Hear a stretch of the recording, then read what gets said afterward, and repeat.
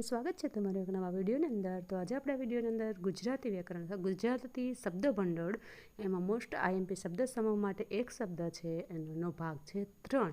આગળના બે પહેલો અને બીજો ભાગ છે આપણે જોઈ ગયા, અને આજે જોશું ત્રીજો ભાગ. તો ચાલો વિડીયોમાં આગળ વધીએ. સ્ત્રીઓનું કાનનું ઘરેણું તો એને કહેવાય લોળિયું. હાથનું ઘરેણું તો બાજુબંધ. હાથીઓનું ટોળું તો એને કહેવાય ગજ યુદ્ધ. હાથીને હાંકનાર તો એને કહેવાય મહાવત.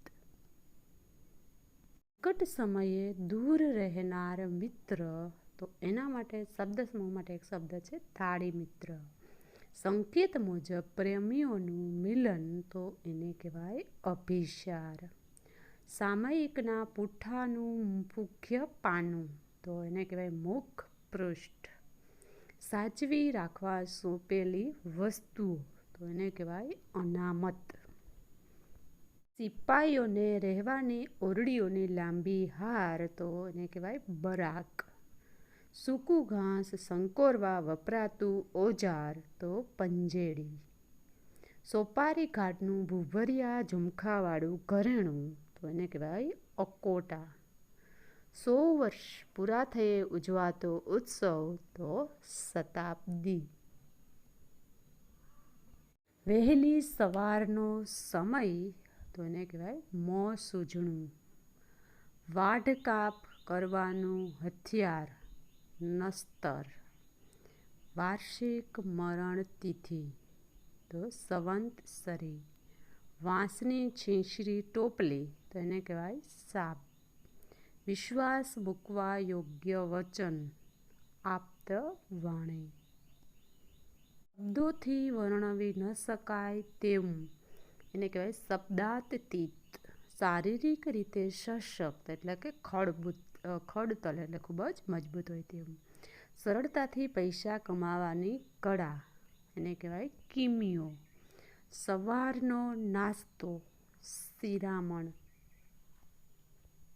તરફથી ખેડૂતને ધીરવામાં આવતા નાણાં મોસ્ટ આઈએમપી શબ્દ સમૂહ માટે એક શબ્દ છે, એનો આન્સર આવશે તગાવી કહેવાય. જે સરકાર તરફથી ખેડૂતને નાણાં ધીરવામાં આવે આવતા હોય નાણાં એને તગાવી કહેવાય. સરકારી કાગળિયાનો થેલો તો ખરીતો. 60 વર્ષે ઉજવાતો ઉત્સવ તો હીરક મહોત્સવ.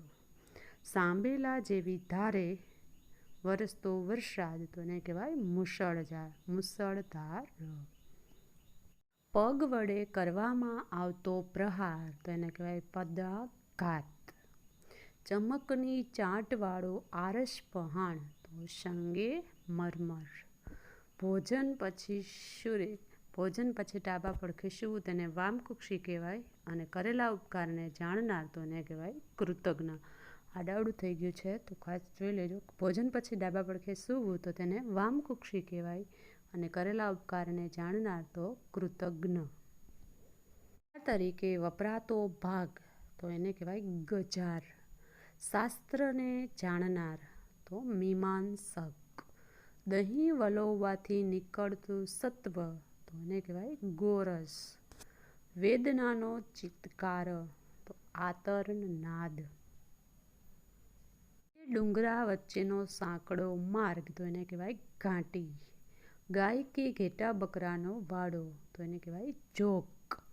ગોદડા વગેરે મૂકવાનો ઘોડો તો એને કહેવાય ડામચિયું. બંને બાજુ વગાડી શકાય એવું ઢોલક તો મૃદંગ. લોકોને હંમેશા અન્ન વગેરે આપવું તે તો એના માટે વપરાશે શબ્દ સમૂહ માટે એક શબ્દ સદાવ્રત. ટચેલી આંગળી તો એને કહેવાય કનિકા. ઘૂંટવાના અક્ષરોનો કાગળ તો ગરોડું. માટીના વાસણ વેચનાર માટીના વાસણ છે વેચતો એને કહેવાય કુંજડો. હોળી પછીને દિવસે કરવામાં આવતી ક્રિયા, હોળી જતી રહી અને પછીના દિવસે જે કરવામાં આવે ક્રિયા એને કહેવાય ઘીમ. શેરડીના બીજ રાખવાનો ખાડો તો ગડોરો. ઘર આગળની બાંધેલી બારણાવાળી છૂટી જગ્યા તો એને કહેવાય ખડકી. કપાસ લોઢવાનો ચંસો તો એને કહેવાય ચરખો. ખજૂરીના પાંદડા ગૂંથેલી જોડી તો એને કહેવાય જંબીલ. પાણી ભરી લાવવાની ચામડાની ગુણ કે થેલી એને કહેવાય પખાલ. ચોરનું પગલું કે તેની પંક્તિ તો પગેરું.